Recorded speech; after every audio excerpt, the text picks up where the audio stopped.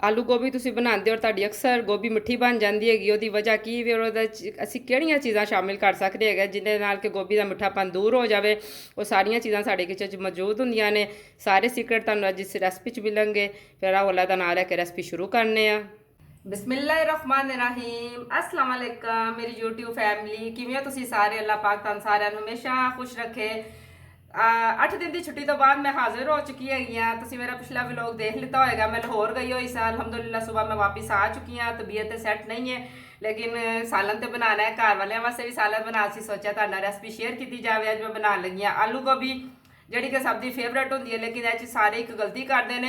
ਗਲਤੀ ਖੁਦ ਨਹੀਂ ਕਰਦੇ, ਹੋ ਜਾਂਦੀ ਹੈ ਕਿ ਸਾਡੀ ਗੋਭੀ ਮਿੱਠੀ ਕਿਉਂ ਬਣਦੀ ਹੈਗੀ ਹੈ। ਅੱਜ ਆਲੂ ਗੋਭੀ ਤੁਸੀਂ ਅਗਰ ਮੇਰੀ ਰੈਸਪੀ ਗੌਰ ਨਾਲ ਵੇਖੀ ਇਨਸ਼ਾਅੱਲਾ ਤਾਲਾ ਤੁਹਾਡੀ ਜਿਹੜੀ ਹੈ ਗੋਭੀ 'ਚ ਮਿੱਠਾਪਨ ਆਉਂਦਾ ਵੇ ਉਹ ਬਿਲਕੁਲ ਨਹੀਂ ਆਏਗਾ।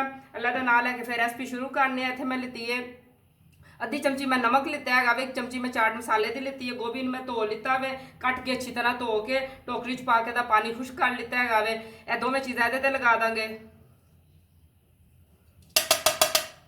और असं सब तो पहला काम यही करना है वे असं लगा के तो रख देना है वे ताकि चाट मसाला और नमक जोड़ा है ना अच्छी तरह रच बस जाए दे जिदे कि साडा गोभी च जी मिठापन आता है वे, नमक का जैका नहीं सानू महसूस होंदा है। यह इंशाल्लाह पहला टिप है वे। लास्ट चीज़ या सेंटर च जाके एक होर तुहानू मैं सीक्रेट दसांगी जिहदे कि जी थोड़ी बहुत कमी वो भी कवर हो जाएगी। ऑयल मैं उपर गर्म होने वास्ते रख दिता वे हाफ कप। 2 मैं लिते मीडियम साइज के प्याज। बिस्मिल्लाहिर्रहमानिर्रहीम। ਹੁਣ ਅਸੀਂ ਜਰਾ ਪਿੰਕ ਹੋਣ ਦਵਾਂਗੇ।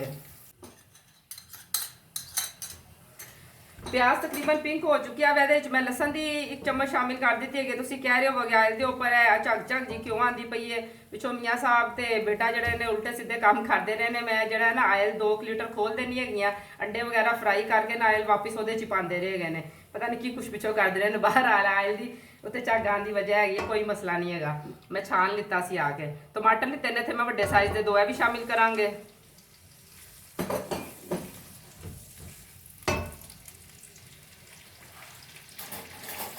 और ये जोड़े मैं मसाले यूज़ करने गए वो भी तुम देख लवो। एच मैं लिता एक बड़ा चमचा मिक्स मसाले का, हाफ चमची मैं लिती है नमक की। हाफ तो भी कम रखना क्योंकि असं नमक गोभी से भी लगाया हुआ है।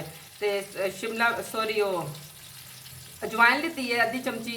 थोड़ी जी मैं लिती है सुरख मिर्च पाउडर, थोड़ी जी हल्दी लिती है और कश्मीरी मिर्च लिती है थोड़ी जी। यह भी अच्छी शामिल कर देंगे। इन्होंने हम असं इन्नी देर तक जरा पकन देवांगे कि टमाटर अच्छी तरह मैल्ट हो जाएंगे। थोड़ा ये पानी शामिल कर देंगे टमाटरों की बिल्कुल जी पेस्ट अच्छी तरह बन जाए। मसाला अल्हम्दुलिल्लाह साडा रेडी हो चुका है वे। टमाटर जो थोड़े बहुत रह गए हैं गोभी और आलू के नाल हो जाएंगे। हम असं जी गोभी मसाले वाली है भी शामिल कर देंगे। देखो जो नमक ने पानी छड़ दिता है तो मतलब एक अच्छी तरह मसाला जोड़ा है साड़ी गोभी के चाट मसाला और नमक रच चुका है वे। इनू असीं जरा 2 मिनट भुनांगे। हम थोड़ा जिहा सिरका शामिल करांगे। सिरका शामिल करना साडा जिहड़ा गोभी का मिठापन है थोड़ा बहुत जिहड़ा रह गया वो भी खत्म हो जाएगा। तकरीबन 1 टेबल स्पून के करीब।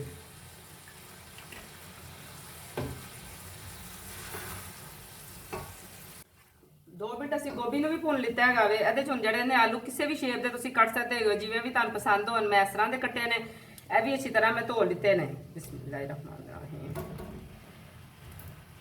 इन्हें हूँ असी ना तकरीबन 15 तो 20 मिनट से दम लगा देंगे। इस मैं कोई पानी वगैरह नहीं पाना क्योंकि गोभी अपना पानी खूब छड़ती हैगी है। तो पानी पाने की कभी गलती ना कराया करो, मलीदा या बन जाता है तो मज़ा भी नहीं आता खाने का।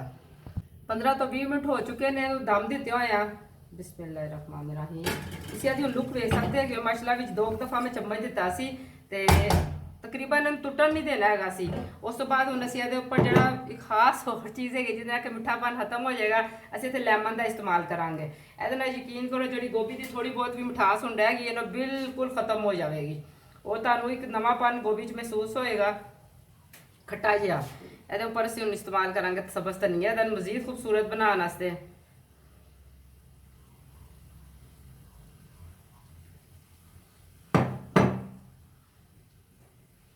इन्हूं असीं फिर 2 मिनट का दम देवांगे। हुण ज़्यादा जरूरत नहीं है, सालन साडा रेडी है।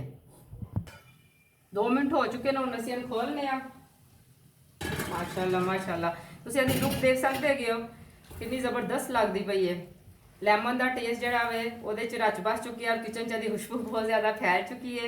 ਤੇ ਮੈਂ ਤੁਹਾਨੂੰ ਹੁਣ ਡਿਸ਼ ਆਊਟ ਕਰਕੇ ਵੀ ਦਿਖਾਨੀ ਆ।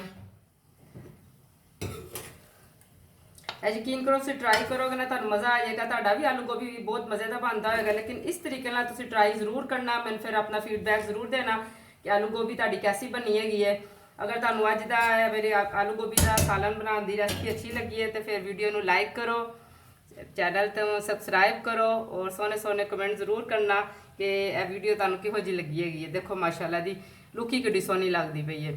ਮੈਂ ਰੋਟੀ ਪਕਾ ਕੇ ਖਾਣ ਲੱਗੀ ਹਾਂ। ਤੁਹਾਡੇ ਕੋਲ ਐਸੀ ਦੁਆ ਨੇ ਇਜਾਜ਼ਤ ਚਾਹਾਂਗੀ। ਅੱਲਾਹ ਸੋਨਾ ਤੁਹਾਨੂੰ ਸਾਰਿਆਂ ਨੂੰ ਮਦੀਨੇ ਦੀ ਜ਼ਿਆਰਤ ਕਰਾਵੇ। ਫਿਰ ਨਵੀਂ ਰੈਸਪੀ ਨਾਲ ਮੁਲਾਕਾਤ ਹੁੰਦੀ ਹੈ। ਅੱਲਾਹ ਹਾਫਿਜ਼।